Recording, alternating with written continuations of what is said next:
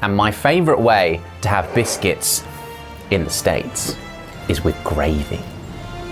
What? Welcome to Watch Mojo, and today we're counting down our picks for American foods that folks outside the United States find strange. What is this masterpiece? Is it dessert? Is it a side? Do you eat it with turkey? Number 10, corn dogs. What's a state fair favorite for many Americans is also an odd concept for people from other countries. The State Fair of Texas is so famous is because it debuted one of the most important fair foods of all time, the corn dog. The corn dog contains an unfamiliar flavor combination for many cultures, and its lack of nutritional value doesn't help its image. But dare we say, a lot of Americans like it better than a regular hot dog. They're actually hand-dipped in cornbread batter.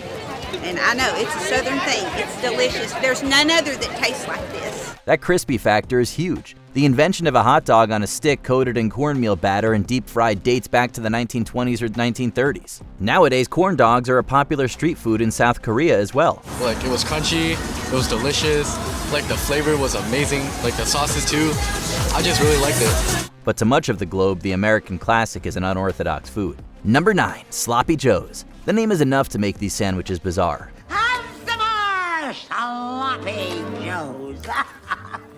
I made them extra sloppy for you.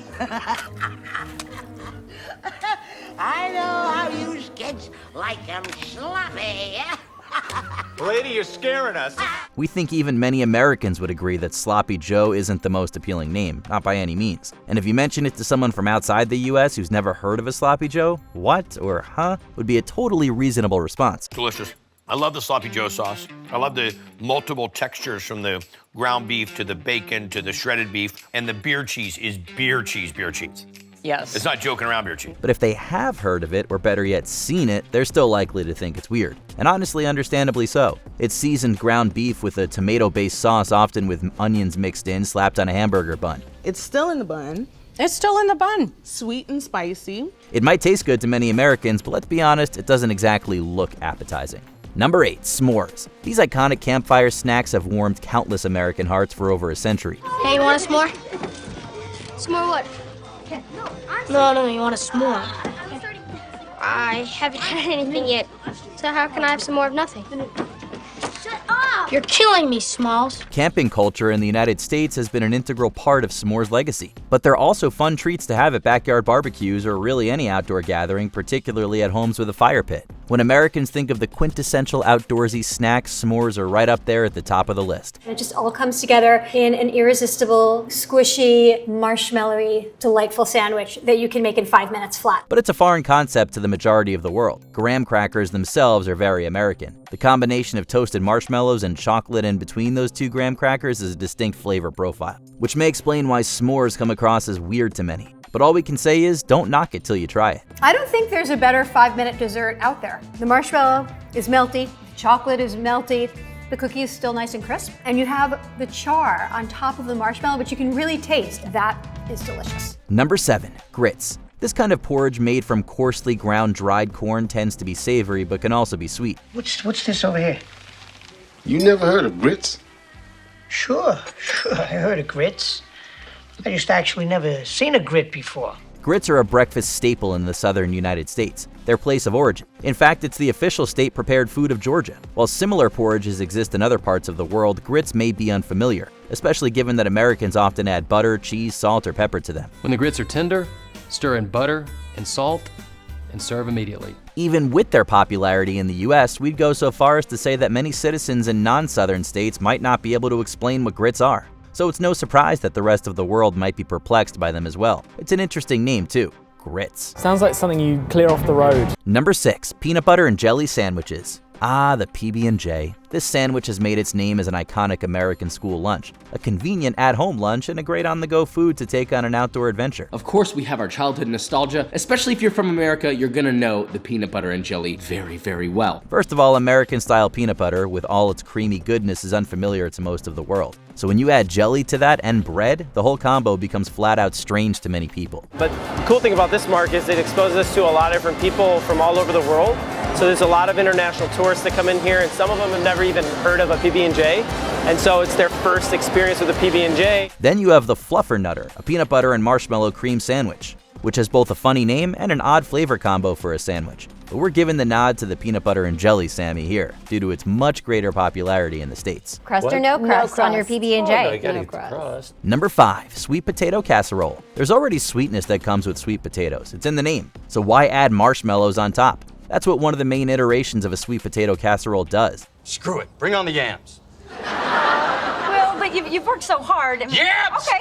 And we understand if people question it. Is it a side? Is it a dessert? After all, marshmallows are known as treats, and an ingredient associated with junk food and dessert. A super simple, unbelievably delicious sweet potato casserole. In the US, sweet potato casserole is a classic Thanksgiving side dish, and something many Americans look forward to as the November holiday approaches. Some recipes skip the marshmallows and use pecans or brown sugar instead. But even then, sweet potato casserole is generally unusual to people outside the States. This is an A+ sweet potato casserole, in my opinion. Number 4, chicken and waffles. While this might seem like a newer delicacy to a lot of Americans, the roots of chicken and waffles can be traced back to the 1600s in Pennsylvania Dutch country, where waffles were topped with stewed chicken and gravy. We're gonna make some buttermilk fried chicken tenders with some buttermilk waffles. The modern version, fried chicken with waffles, often topped with some butter or syrup, came along about 3 centuries later. These days, it's mostly seen as a southern thing, but you can find it all over the US. Okay, so now grab a piece of chicken, put syrup on both the chicken and the waffle, and everything. All right. Yeah. Cheers, guys.